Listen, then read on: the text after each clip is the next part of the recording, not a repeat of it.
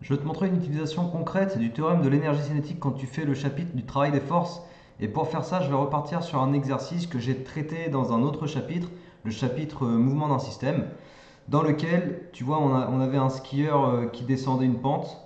Et donc on considérait trois forces, la réaction du support, la force de frottement ou les forces de frottement sol et le poids du skieur, tu vois. En considérant ces trois forces et en considérant que le skieur était en mouvement rectiligne uniforme, il fallait retrouver, la question était ici, les caractéristiques de la force de frottement qui s'exerce sur le skieur. Donc en gros, petit f. En gros, il fallait trouver la valeur de petit f, tu vois, parce que sa direction, son sens, on connaît. Il fallait trouver la valeur, l'intensité de cette force petit f.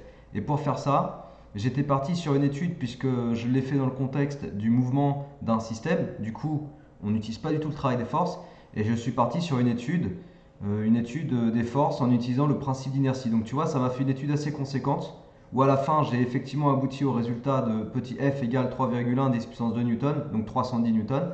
C'est-à-dire qu'on est effectivement tombé sur la valeur de la force, mais avec une étude conséquente qui m'a obligé à faire un rappel sur les projections des forces sur des axes, à faire du SOHCAHTOA, tu vois, avec des formules de trigo là, de collège, etc.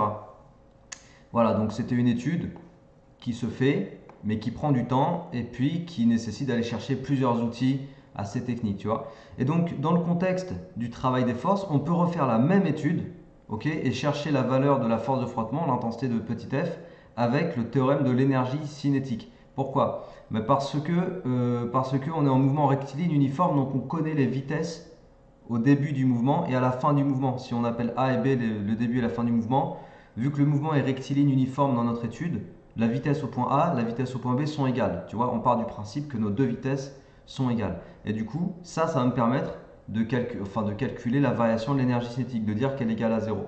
Enfin bref, je vais te le montrer, on va écrire tout ça et tu vas voir que je vais prendre 3 fois moins de temps à faire la même étude avec le théorème de l'énergie cinétique que la faire avec l'étude des forces. Donc on y va sur l'exercice.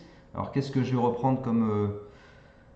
euh, bon, on va repartir de cette page-là, hein, je vais enlever ça. Et puis je vais juste redémarrer d'une autre façon, c'est-à-dire que là, en fait, j'avais démarré avec le principe d'inertie.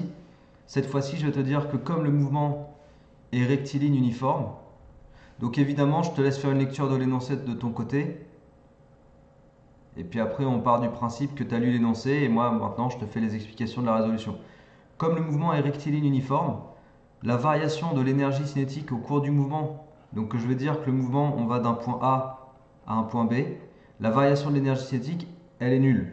C'est-à-dire que la vitesse en A égale la vitesse en B, donc VA égale VB. Donc l'énergie cinétique en A égale l'énergie cinétique en B. Du coup, quand tu fais ECB moins ECA, bah forcément ça fait 0, tu vois. En considérant par exemple, si tu veux, que le point A il est ici et que le point B il est ici, quoi. Si tu veux, voilà, tout le long de la descente. Ok. Donc point A, point B. Et sur tout ce déplacement AB, on considère qu'il n'y a pas de variation d'énergie cinétique. Ok. Et du coup, le théorème de l'énergie cinétique, qu'est-ce qu'il dit? Alors le théorème, je vais te le réécrire. Le théorème de l'énergie cinétique, il te dit que la variation d'énergie cinétique de ton système au cours du déplacement AB, donc de A vers B, elle est égale à la somme, donc sigma, des travaux, somme des travaux, voilà, de toutes les forces agissant sur le système. Donc je vais mettre toutes les forces, je vais les appeler FI, n'importe quelle force FI, au cours du déplacement AB. Voilà, somme des travaux de toutes les forces, ok, somme sur I. Donc ça veut dire que je dois considérer toutes les forces qui agissent sur le système entre A et B, donc au cours du déplacement AB, calculer le travail de chacune des forces, et ensuite faire la somme de ces travaux, et ça me donnera la variation de l'énergie cinétique. C'est égal en fait. Alors quelles sont les forces? On va faire notre petit bilan des forces au cours du trajet AB. Bilan des forces. Donc si on reprend le schéma, parce que les forces étaient représentées, tu vois, on considérait trois forces au cours de ce déplacement. La réaction normale du support, notée Rn, qui est perpendiculaire au sol, ok, Rn, le poids noté P, et puis la force de frottement noté F. Donc on va les lister. Donc F, force de frottement, P, c'est le poids, et puis Rn, c'est la réaction du support. Maintenant, pour chacune des forces, il faut aller exprimer le travail, donc de petit f, le travail de P, le travail de Rn. Je te rappelle que le travail d'une force, on va l'écrire ici, petit rappel, le travail d'une force, tu le calcules donc sur un déplacement AB, tu le calcules en faisant le produit scalaire de cette force par le vecteur déplacement. C'est-à-dire, si tu emploies la formule mathématique d'un produit scalaire, il y a 4 formules, mais il y en a une avec le cosinus d'un angle, alpha, ça t'amène à dire ça, sachant que, voilà, il faut partir du principe que là, tu as le vecteur AB, par exemple, donc ça c'est le vecteur AB. Là, tu as le vecteur F, et l'angle alpha, c'est l'angle formé entre les deux vecteurs. Donc finalement, pour utiliser cette formule, il faut que tu connaisses l'angle formé entre les deux vecteurs, ton vecteur déplacement et ton vecteur force. Alors, on va considérer notre situation avec le schéma et les forces représentées. Donc, le vecteur déplacement, tu vois, je vais le faire en rouge. Je vais le faire en rouge, je vais le faire ici, là. Voilà, en gros. Tu ne peux pas le louper. Ici, tu as le vecteur déplacement AB. Et maintenant, on va considérer par rapport à ce vecteur déplacement AB, les angles formés entre chaque vecteur force et le vecteur AB. Ok? Alors, on va commencer avec Rn, c'est le plus facile. Rn et AB, clairement, comme tu peux le voir, ils forment un angle de 90 degrés. Donc, je vais te redémontrer que le travail de la force Rn est nul. C'est une force qui ne travaille pas en fait. Parce que le produit scalaire entre deux vecteurs qui sont orthogonaux, qui forment un angle droit, il est égal à 0. Pourquoi il est égal à 0? Parce que dans la formule, tu fais apparaître et tu utilises le cosinus de 90 degrés, sauf que cos 90, ça fait 0. Donc cos 90, ça te dégage tout le produit, quoi. 0 fois tout ce que tu veux, ça fait 0. D'accord? Donc le travail de la force Rn, comme tu peux le voir, il est nul. Ok? Donc on ne le prendra pas en compte. Maintenant, la force petit f. Tu vois que c'est une force qui est orientée vers l'arrière et elle a la même direction que le vecteur AB. Ça veut dire que tes deux forces, elles forment un angle de 180 degrés, puisque F va vers l'arrière, alors que AB va vers le bas, tu vois. Donc on a deux vecteurs qui sont collinéaires de sens contraire, sens opposé. Donc l'angle entre AB et F, il est égal à 180 degrés. Donc je vais le marquer F et AB. Et ça, c'est vraiment les questions qu'il faut que tu te poses quand tu fais du produit scalaire. Parce que finalement, dans ta formule, enfin quand tu fais du travail des forces, parce que dans ta formule du travail de la force, tu vas avoir besoin de l'angle. Donc si tu t'es pas posé la question de l'angle, tu auras des grosses difficultés à aller exprimer ton travail de la force, tu vois. Donc là, ça va nous faire F scalaire AB, c'est-à-dire F fois AB fois cosinus de 180. Sauf que cos 180, c'est égal à moins 1. Et du coup, vu que c'est égal à moins 1, tout ça, ben ça te fait F fois AB fois moins 1. Donc ça te fait moins F, en gros moins F fois AB. Ok? Voilà, ça c'est le travail de la force de frottement petit f. Et maintenant, pour finir, il faut que j'exprime le travail de la force P, le poids. Mais tu vois, le vecteur déplacement il est ici, le poids il est là, donc l'angle dont j'ai besoin, regarde, je vais le représenter en vert, donc regarde bien ce qui va se passer, l'angle dont j'ai besoin c'est lui là. Tu vois cet angle là qui est en vert? Celui-là. Là. Ok, cet angle là, il faut que je le connaisse. Alors je sais qu'ici j'ai 20 degrés.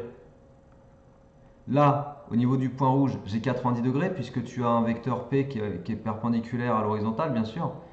Là, tu as 90 degrés. Donc en fait, le dernier angle, tu peux le déduire. Tu fais 180 degrés, puisque la somme des angles d'un triangle fait 180 degrés. 180 moins 90 moins 20. Ok? 180 moins cet angle-là moins cet angle-là, je vais avoir le troisième angle du triangle. Donc ça te fait 70 degrés. Donc cet angle entre le poids et le vecteur déplacement, il vaut 70 degrés. Du coup, je vais l'écrire de la même manière. P et AB forment un angle de 70 degrés. Donc, le travail du poids sur le déplacement AB, il est égal à P. Alors, je réécris tout à chaque fois pour que tu vois la redondance. Redondance, tu sais, c'est quand on répète les choses à l'identique, en gros. Il y a un même schéma, il y a un schéma répétitif dans ma rédaction. Tu sais à quoi elle sert cette redondance? Elle sert à ce que tu fixes le raisonnement. Et une fois que tu auras fixé le raisonnement, bah, c'est beaucoup plus facile à reproduire parce qu'il y a quelque chose qu'on refait toujours à l'identique en fait. Voilà, je reproduis finalement la même rédaction. C'est comme ça qu'on retient les formules d'ailleurs. Alors P, je l'ai remplacé par mg. Normalement, tu n'es pas sans savoir que le poids c'est m fois g, la masse fois l'intensité de pesanteur.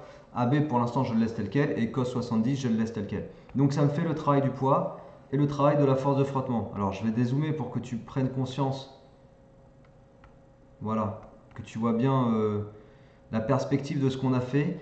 En considérant le déplacement de A vers B de notre système, on a été chercher le travail de chacune des forces agissant sur le système. Et pour faire ça, je suis allé chercher quel était l'angle formé entre chaque force, chacune des forces, et le vecteur déplacement. Tu vois, à chaque fois, j'ai fait la même chose pour en déduire le travail de chacune des forces. Donc maintenant, je vais pouvoir utiliser le théorème de l'énergie cinétique que tu vois ici, là, que j'ai réécrit tout à l'heure.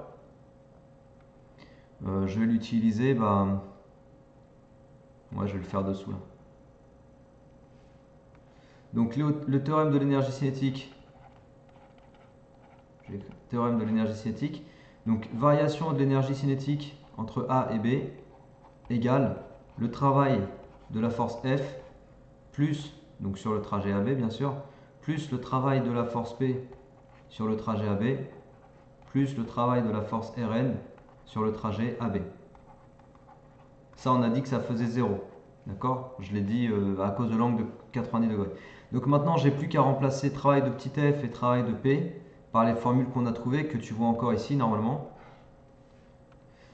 Et vu qu'il n'y a pas de variation de vitesse entre A et B, la variation d'énergie cinétique elle est égale à 0. Du coup, il te reste quoi? Il te reste 0 égale moins F fois AB plus mg AB, mg fois AB fois cos 70. Voilà, tu peux simplifier, tu peux diviser toute l'égalité par AB. Donc 0 divisé par AB, il va te rester 0. Moins F fois AB divisé par AB, il va te rester moins F. Et mg AB fois cos 70 divisé par AB, il va te rester mg cos 70. Donc en gros, si tu résous ça, tu vas trouver que F tout seul est égal à m fois g fois cos 70. Et normalement, tu vois, si on n'a pas dit de bêtises, normalement, j'ai dû aboutir à la même expression littérale pour petit f avec l'autre technique. Alors, je vais regarder. Je vais retrouver la page où je l'avais fait. Je crois que c'était là. Ouais, regarde. C'est ici, là.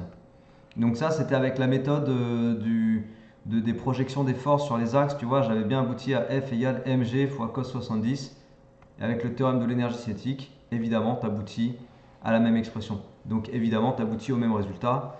Je ne refais pas l'application numérique. Je crois que c'était 310 newtons. 3,1 fois 10 puissance 2 newtons. Là. Donc, je vais réécrire juste le résultat. 3,1 fois 10 puissance 2 newtons. Voilà. Donc, en fait, je t'ai fait cette vidéo. J'ai trouvé ça super intéressant de te montrer les deux méthodes pour résoudre cet exercice. Pourquoi? Parce que quand tu apprends un nouvel outil comme le théorème de l'énergie cinétique, par exemple, dans le contexte du travail des forces, c'est bien que tu puisses connecter ça à d'autres situations où tu aurais pu aller beaucoup plus vite si tu avais utilisé cet outil, pour que tu comprennes que les outils ont des liens entre eux quand tu fais de la physique, évidemment, et qu'avec plusieurs outils, tu peux retrouver le même résultat. Mais évidemment, tu as des outils qui sont plus pertinents, plus efficaces que d'autres outils, tu vois. Et c'est aussi ça l'idée pour toi, c'est de faire le lien entre tes différents chapitres, surtout quand il s'agit de mécanique, d'études de mouvement et toutes ces choses-là. Il y a clairement des liens à établir entre les différentes notions. Et plus tu crées du lien entre les notions, plus tu vas comprendre la grande idée du chapitre que tu es en train de traiter, tu vois. Plus tu vas comprendre et maîtriser l'outil qu'on est en train de t'apprendre à maîtriser. C'est ça en définitive dont tu as besoin. Apprendre par cœur une formule, ça sert à que dalle, tu vois. Si tu es là pour ça, c'est dommage parce que tu passes à côté d'un truc encore plus fort qui est la compréhension réelle des outils que tu manipules. Ok. Donc voilà pourquoi j'essaie de te montrer avec ce type de vidéo, de créer du lien en fait avec les différents chapitres pour que tu puisses te voir par toi-même à quoi servent les choses. Donc en tout cas, j'espère que ça t'a plu. J'espère que tu as pu mieux comprendre, par exemple, l'application du théorème de l'énergie cinétique, que tu as pu voir concrètement comment on fait pour le mettre en place. N'hésite pas à refaire l'exo, évidemment. N'hésite pas à le faire aussi en mode travail avec les forces et tout. Tu sais que j'ai fait dans l'autre vidéo, les projections des forces sur les axes, etc. Comme ça, tu maîtrises un peu les différentes techniques sur ce thème-là. Ok? Donc, partage la vidéo autour de toi si elle t'a plu. Abonne-toi à ma chaîne si mon travail te plaît. Et puis, bonne motivation à toi. Travaille bien et à la prochaine. Ciao!